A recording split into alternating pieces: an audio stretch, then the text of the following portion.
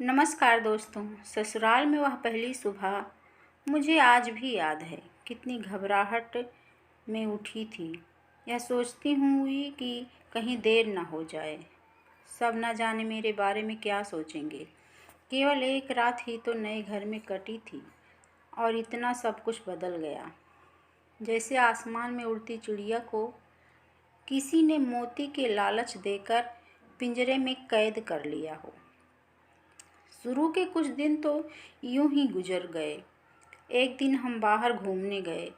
जब हम वापस घर आए तो सासू माँ की आंखों में खुशी तो दिख रही थी, लेकिन केवल अपनी बेटे के लिए ही। मैंने सोचा कि शायद नया नया रिश्ता है, एक दूसरे को समझने में कुछ वक्त लगेगा, लेकिन समय ने जल्द ही एहसास करा दिया कि मैं यहाँ बहू हूँ, इसलिए मैं जैसा चाहूँ वैसा नहीं कर पाऊँगी।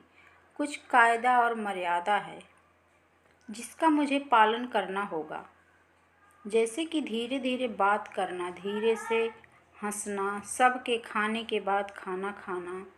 यह सब आदतें मुझे अपने आप आ गई। से भी बात कम होने लगी, जिसकी वजह से मुझे पीहर की याद आने लगी। ससुराल में पूछने पर कहा गया कि अभी नहीं, कुछ दिन के बाद जाना। जिस पति ने शादी के समय कहा था कि आपकी बेटी पास में ही तो है, कभी भी आ जाया करेगी, उसके भी सुर बदल गए। मुझे धीरे धीरे समझ में आ गया था कि शादी कोई बच्चों का खेल नहीं है। इसमें केवल घर ही नहीं बदलता, पूरी जिंदगी बदल जाती है। अब मैं कभी भी उठकर अपने पीहर नहीं जा सकती। यहाँ तक कि पीहर वालों को भी मुझसे मिलने के लिए पूछ कर आना पड़ता है। पीहर में जोर जोर का हंसना, कभी भी कहीं भी चला जाना, रसोई में से कुछ भी उठाकर खा लेना, अपनी मर्जी का करना, यह सब यादें बनकर रह गई। अब मुझे समझ में आने लगा था कि क्यों विदाई के वक्त सभी लोग मुझे गले लगाकर रो रहे थे। असल में मुझसे दूर होने का एहसास नहीं हो रहा था, लेकिन एक और बात थी जो उन्हें अंदर ही अंदर परेशान कर रही थी कि अब जिस सच्चाई से मुझे इतने दिन दूर रखा गया है, वह सच्चाई मेरे सामने आने वाली थी। पापा का यह झूठ कि मैं उनकी बेटी नहीं बेटा हूँ, अब और दिन नहीं छुप पाएगा, जो कि उनकी सबसे बड़ी चिंता थी कि अब उनका बेटा, जिसको कभी भी बेटी होने का एहसास नहीं कराया था, जीवन के इतने बड़े सच से सामना करने जा रही थी।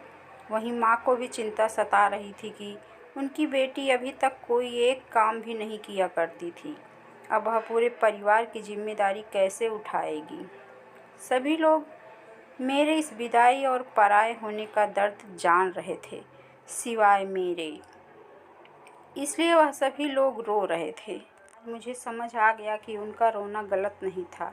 यह हमारे समाज का नियम ही है कि एक बार बेटी डोली में विदा हो गई तो वह उस घर के लिए केवल मेहमान ही बनकर रह जाती है। फिर कोई चाहे कितना क्यों न कह ले कि यह घर आज भी उसी का है। सच तो यह है कि अब वह कभी भी यूं ही अपनी पीहर नहीं जा सकती, चाहे कितनी भी समस्या और परेशानी क्यों ना आ जाए। मुझे ही हल करना है, हंसते हुए या गम छुपाते हुए। हाँ तो दोस्तों, एक लड़की के जीवन की दर्द भरी कहानी आपको कैसी लगी? अगर पसंद आई हो तो प्लीज़ कमेंट करें, हमारे चैनल को सब्सक्राइब करें, लाइक एंड शेयर करें।